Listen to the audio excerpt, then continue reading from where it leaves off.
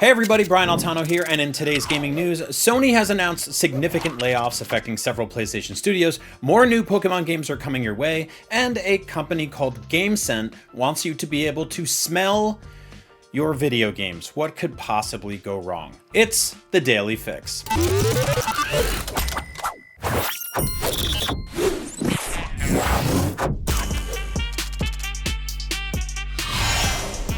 If you thought the soul-crushing bloodbath of games industry layoffs that have been a near constant in 2024 were going to stop anytime soon, I once again bring more bad news. Sony has announced a significant round of layoffs affecting around 900 staff members, equaling roughly 8% of its global PlayStation workforce. The layoffs affect a number of PlayStation studios, including Insomniac, makers of Spider-Man, Naughty Dog, makers of Uncharted and The Last of Us, Guerrilla, makers of the Horizon franchise, Firesprite, makers of several high-profile PSVR and PSVR 2 games, and most significantly, PlayStation's now completely shuttered London studio, makers of Blood and Truth, the Getaway franchise, and more. Alongside the layoffs, a number of in-development games have been canceled. In a blog post soon to be happily retired SIE boss, Jim Ryan issued an update on what he called a difficult day at our company. We have made the extremely hard decision to announce our plan to commence a reduction of our overall headcount globally by about 8% or 900 people, subject to local law and consultation processes,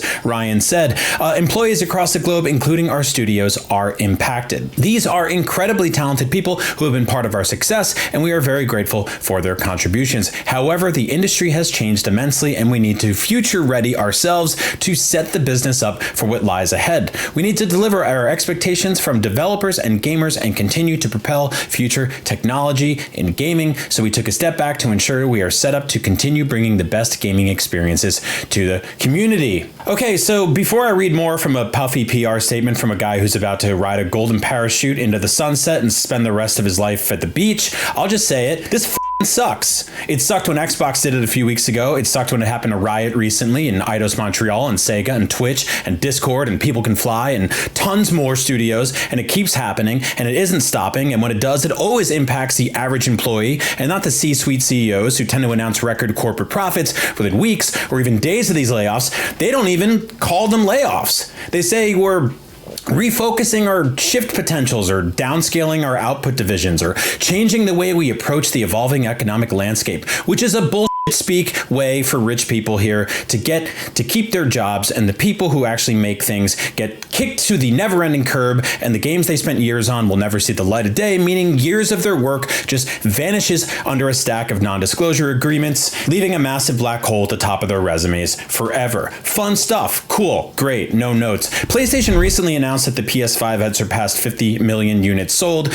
was outpacing the sales of the PS4. Recent data suggests the PS5 was outselling the Xbox Series consoles 2-1. Insomniac Games, which have this morning include several empty desks where humans were sitting yesterday, announced last year that their massively successful game Spider-Man 2 was the fastest selling PlayStation game ever made. Naughty Dog, which now includes several empty desks as well, where humans used to sit, also announced last year that The Last of Us franchise, now an award-winning television show on HBO, has eclipsed 37 million games sales sold so far. And you're probably wondering, is anyone safe, and is any of it ever good for anyone ever? And the answer is probably no, unless you're Jim Ryan or Bobby Kotick or Phil Spencer, and you can weather the storm and punt the burden onto anyone and everything underneath you. I don't have anything fun or clever or inspiring to say here. I just want to say I hope it stops, and it doesn't feel like it will anytime soon. Jim ended his statement by saying, "Thank you for your understanding during this difficult period. Please be kind to yourselves and to each other." Great. Something to think about while you're having an existential crisis in the unemployment line today.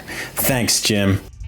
Moving on for now, at least, until we have to read another one of those gruesome stories tomorrow, which we probably will. Several new Pokemon games were announced this morning, although you won't get to play the biggest of them until 2025. The Pokemon Company just held the first Pokemon Presents event of the new year, lasting nearly 13 minutes with news and information on the popular franchise for the foreseeable future. Aside from new Terra Raid events coming to Pokemon Scarlet and Violet and a collaboration between Pokemon Go and the new Netflix animated show Pokemon Horizons, the biggest announcement from today's Pokemon Presents was a teaser trailer for the new Pokemon Legends game. While no gameplay was shown, we do know that Pokemon Legends ZA will be set entirely in the city of Lumiose. The name of that city should sound familiar to Pokemon fans, as it's the major city in the Kalos region. Now, I'm not a Pokemon guy, as you can probably tell by the way I butchered some of those names back there, but it's awesome that this map looks like a huge pizza and that the game has the word ZA in the title, because that means I get to call this game Pokemon Legends Pizza for as long as I can, while several of you get annoyed at me. I'm sorry.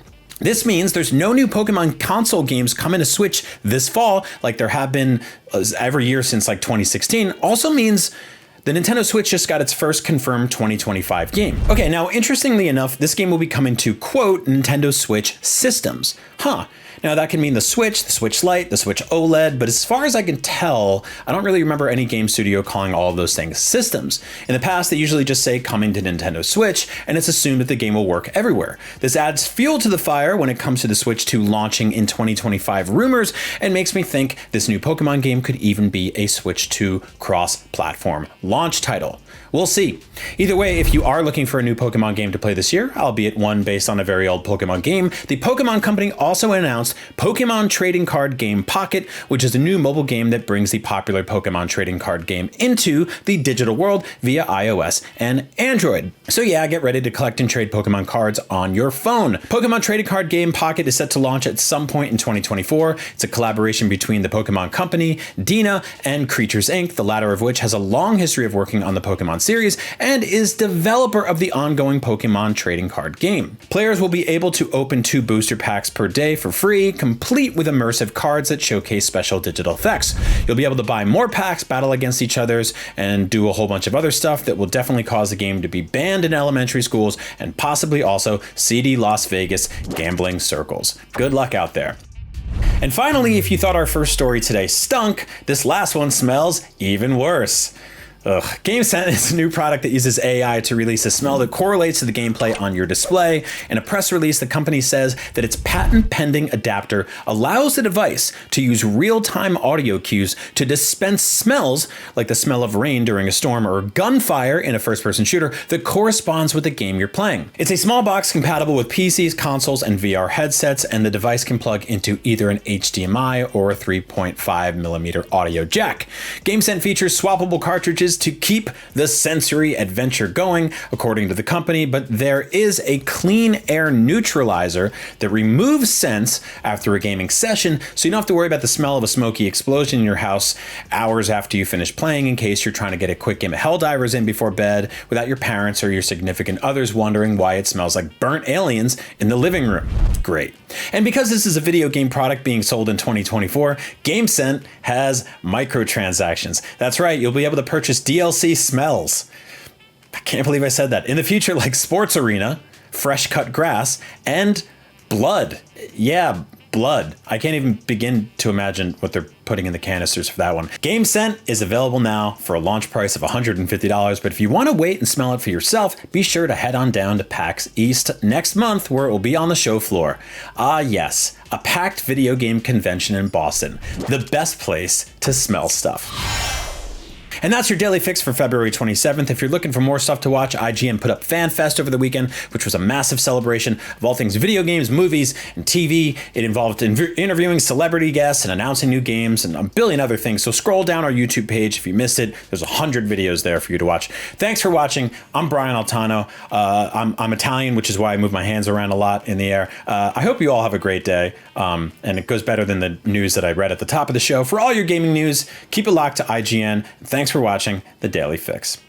Ciao.